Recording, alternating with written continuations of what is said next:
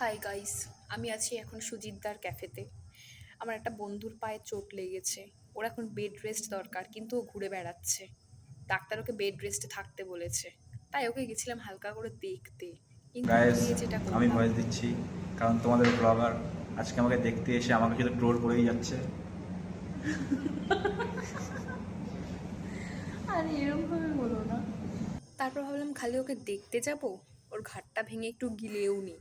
তাই আমরা অর্ডার করেছিলাম একটা ক্রিসপি চিকেন। আমি যখন গেছিলাম তখন দেখলাম অনেকেই এই ক্রিসপি চিকেনটা অর্ডার করেছে, ভাবলাম এটাই বোধহয় খুব ভালো হবে।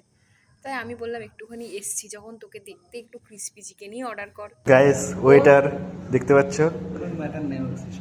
কি তুই এই কি ভিডিওটা কি কেন কি কি ওই ওই ভিডিও কি কি কি গেমটার কি নাম কি, কি গেমটার নাম কি? কি কি সাবওয়ে সাবে কি?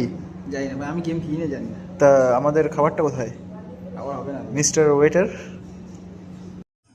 এটা হচ্ছে সুজিতদাকে এখানে একটু অপমান করা হচ্ছিল, মানে আমি করছিলাম না, আমার যে বন্ধুটা ছিল ও করছিল। এখানের প্রত্যেকটা খাবার না ভীষণই ভালো ছিল, আমার তো খুবই ভালো লাগছিল।